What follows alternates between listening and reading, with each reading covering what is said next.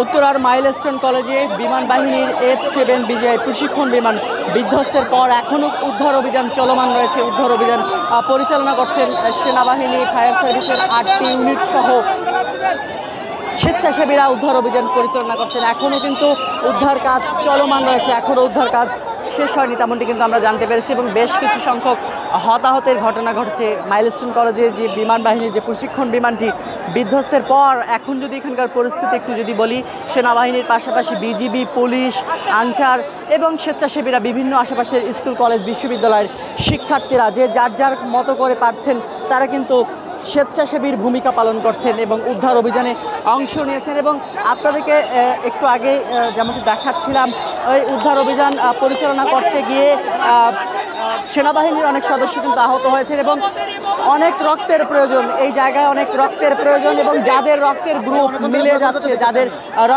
মিলে যাচ্ছে তারা কিন্তু হাসপাতালে যাচ্ছে,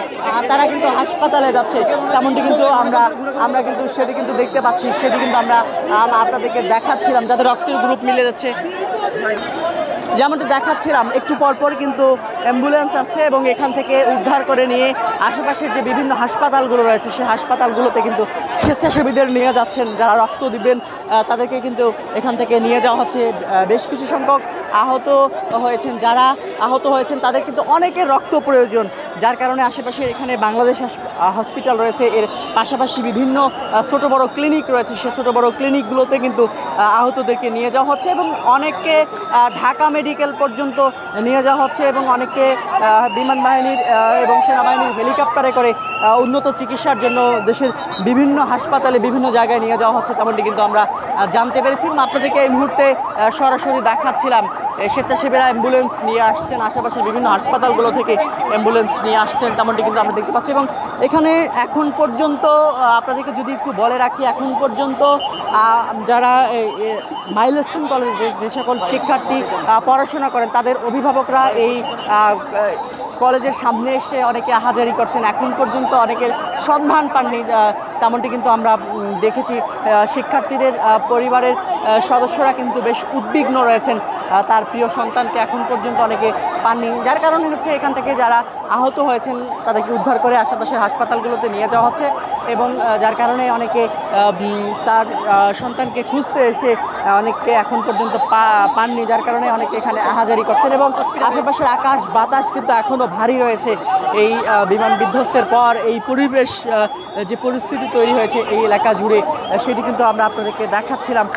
আইন শৃঙ্খলা রক্ষাকারী বাহিনীর সদস্যরা আশেপাশের যে পরিবেশ পরিস্থিতি, এই পরিবেশ পরিস্থিতি নিয়ন্ত্রণ করতে কিন্তু হিমশিম খাচ্ছে। বেশ কিছু সংখ্যক উৎসুক জনতা কিন্তু ভিড় করছেন, যার কারণে তাদের থামাতে গিয়ে উদ্ধার অভিযানে কিন্তু বেগ পেতে হচ্ছে, সেটি কিন্তু আমরা আপনাদেরকে এই মুহূর্তে সরাসরি দেখাচ্ছিলাম। প্রিয় দর্শক, ATN বাংলার মাধ্যমে সরাসরি দেখাচ্ছিলাম উত্তরার যে বিমান বিধ্বস্ত হয়েছে, বিমান বাহিনীর প্রশিক্ষণ বিমান বিধ্বস্ত হয়েছে, সেই প্রশিক্ষণ বিমান বিধ্বস্তের পর যে পরিবেশ পরিস্থিতি তৈরি হয়েছে সেই পরিবেশ পরিস্থিতির সর্বশেষ আপডেট কিন্তু আমরা আপনাদেরকে দিচ্ছিলাম। এখনও যদি একটু সর্বশেষ আপনাদেরকে একটু যদি বলে রাখি, এখনও উদ্ধার অভিযান চলমান রয়েছে। এই উদ্ধার অভিযানে কিন্তু এখন পর্যন্ত এখানে ফায়ার সার্ভিসের 8টি ইউনিটেরও বেশি টিম কাজ করছে, তেমনটি কিন্তু আমরা জেনেছি। পাশাপাশি সেনাবাহিনী, পুলিশ, আনসার থেকে শুরু করে আশেপাশের বিভিন্ন স্কুল, কলেজ, বিশ্ববিদ্যালয়ের শিক্ষার্থীরা স্বেচ্ছাসেবীর ভূমিকা পালন করছে, তেমনটি কিন্তু আমরা দেখতে পাচ্ছি।